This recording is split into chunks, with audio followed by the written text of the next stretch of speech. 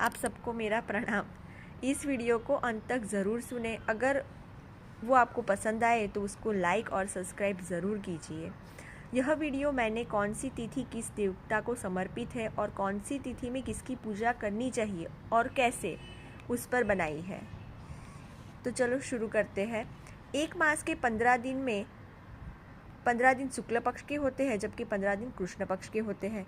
शुक्ल पक्ष में पूर्णिमा आती है, जबकि कृष्ण पक्ष में अमावस्या आती है। एकम की तिथि के देवता अग्नि है। बीज की तिथि के देवता ब्रह्मा है। तीज यक्षराज कुबेर को समर्पित है। चतुर्थी गणेश जी को समर्पित है। पंचमी तिथि के देवता नागराज है। षष्ठी तिथि के देवता कार्तिकेय है। सप्तमी तिथि के देवता सूर्यनारायण देव है। अष्टमी तिथि के देवता भगवान रुद्र है। नवम की तिथि की देवी दुर्गा है। दशमी तिथि के देवता यमराज है। एकादशी तिथि विश्व देवगणों को समर्पित है। द्वादशी की तिथि भगवान विष्णु को समर्पित है। त्रयोदशी की तिथि के देवता कामदेव है।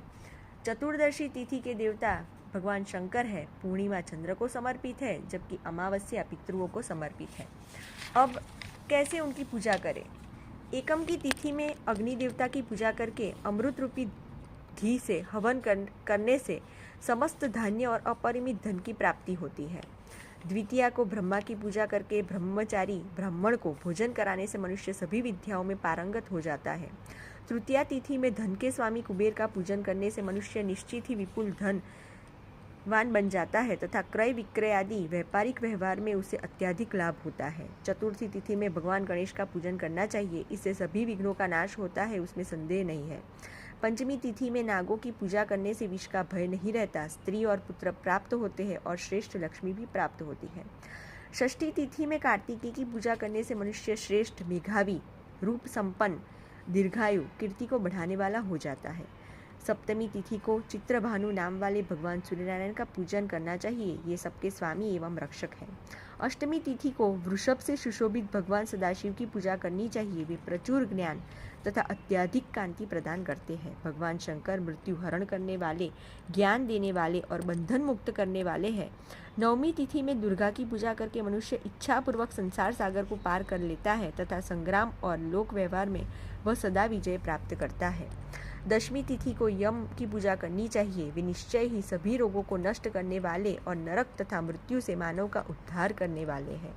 एकादशी तिथि को विश्व देवों की भली प्रकार से पूजा करनी चाहिए, वे भक्तों को संतान, धन धान्य और पृथ्वी प्रदान करते हैं। द्वादशी तिथि को भगवान विष्णु की पूजा करके मनुष्य सदा विजयी होकर समस्त लोकों में वैसे ही पूज्य हो जाता है जैसे किरणमाली भगवान सूर्य पूज्य है। त्रयोदशी में कामदेव की पूजा करने से मनुष्य उत्तम रूप का हो जाता है और मनोवांछित रूपवती भार्या प्राप्त करता है तथा उसकी सभी मनोकामनाएं पूर्ण हो जाती है। चतुर्दशी तिथि में भगवान देव देवेश्वर सदाशिव की पूजा करके मनुष्य समस्त ऐश्वर्यों से समन्वित हो जाता है तथा बहुत से पुत्रों एवं प्रभुत धन से संपन्न हो जाता है। पौर्णमासी तिथि में जो भक्तिमान मनुष्य चंद्रमा की पूजा करता है उसका संपूर्ण संसार पर अपना आधिपत्य हो जाता है और वो कभी भी नष्ट नहीं होता। और अमावस्या में पितृगण पूजित होने पर सदैव प्रसन्न होकर प्रजावृद्धि, धन रक्षा, आयु तथा बल शक्ति प्रदान करते हैं। उपवास के बिना भी ये पितृगण उक्त फल को देने वाले होते हैं। अतः मानव को चाहिए कि पितरों को भक्तिपूर्वक पूजा के द्वारा सदा प्रसन्न रखे।